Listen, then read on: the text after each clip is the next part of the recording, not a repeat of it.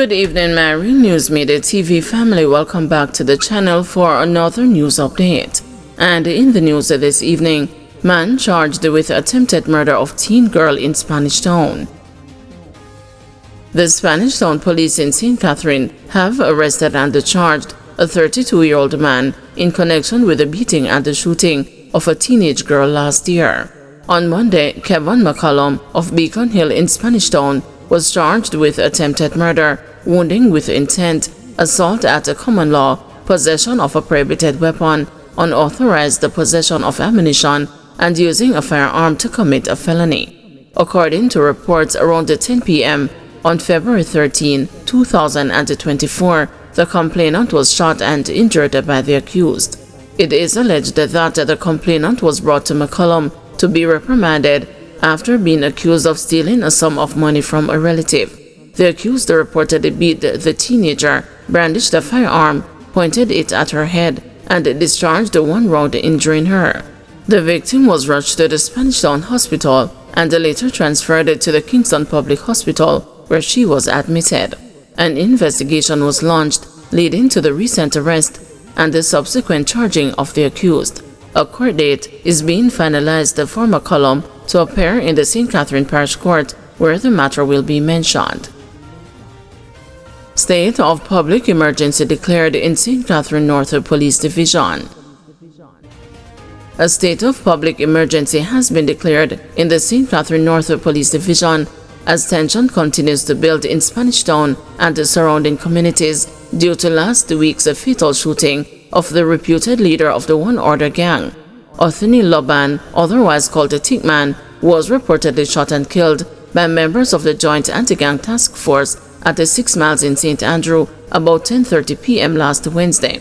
His killing immediately triggered an uproar in sections of Spanish Town, with residents blocking roads with tires and other debris and setting them ablaze. A curfew was implemented in Ellerslie Pen and the Taws Meadows communities shortly after the incident.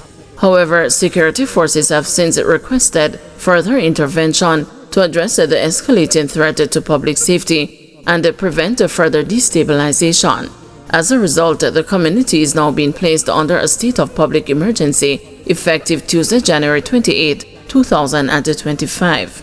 The boundaries of the SOE are defined as follows: east starting in the vicinity of Windsor Castle and Karen Hall and extending southeasterly along the common boundary for the parishes of St. Catherine, St. Mary, and then St. Andrew to Rock Hall.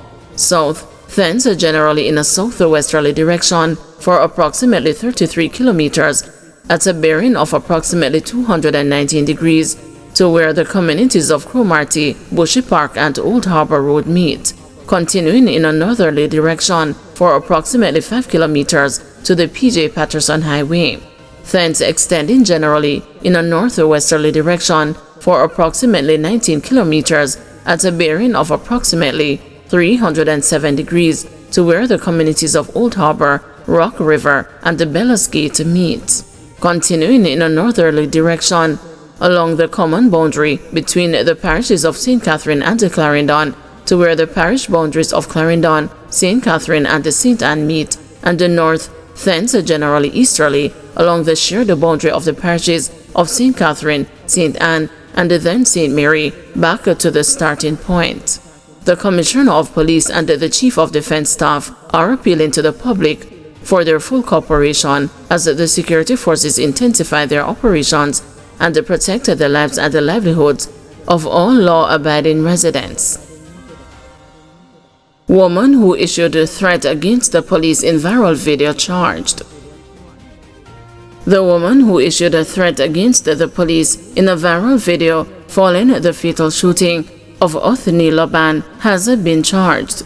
The St. Catherine North Criminal Investigations Branch says 22-year-old Dana Warren, an exotic dancer of Elliott Street, Maypen, Clarendon, was on Tuesday charged with using a computer for malicious communication, a breach of Section 9 of the Cybercrime Act 2015.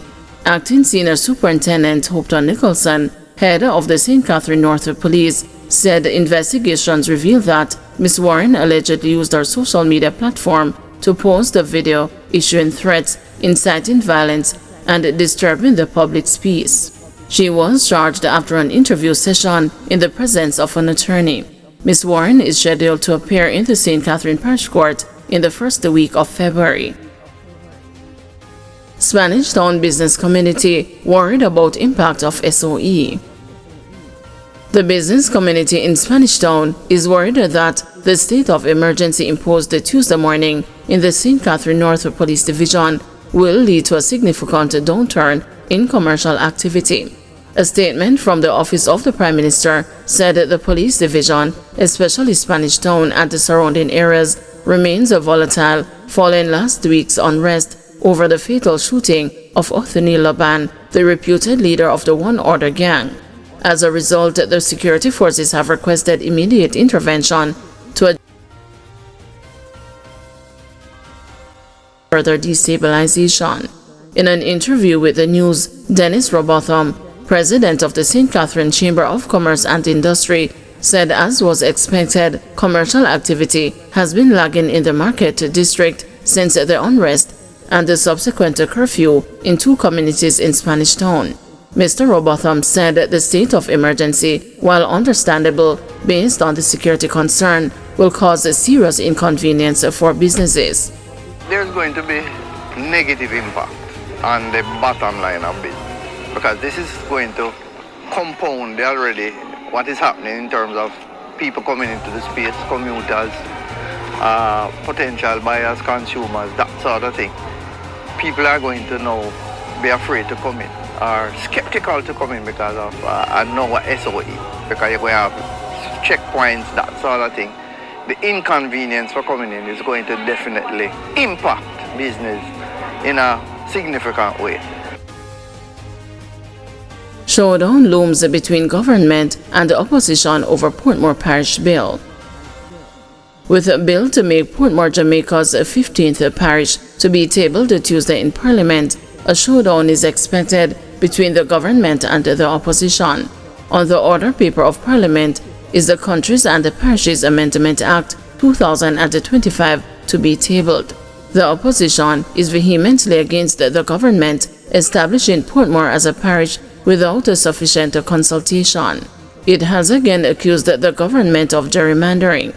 In a media statement issued on Monday, Shadow Minister with special responsibilities for matters relating to Portmore, Fitz Jackson, said he expects that the bill will be rammed through Parliament in a similar manner, such as the initial National Identification System Bill and the constitutional amendment to extend the retirement age of the Director of Public Prosecutions and the Auditor General.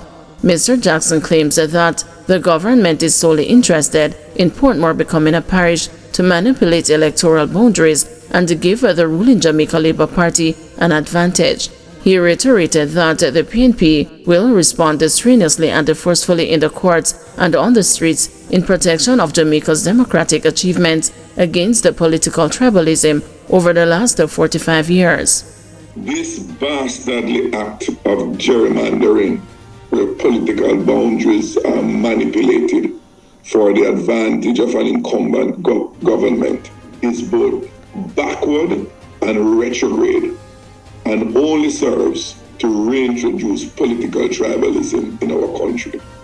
This must be resisted, and it will be resisted on all fronts, including our courts.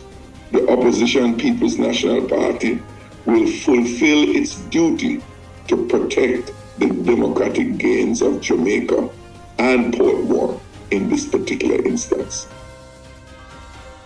Thank you everyone for watching. See you tomorrow morning at 6 a.m. for another news update.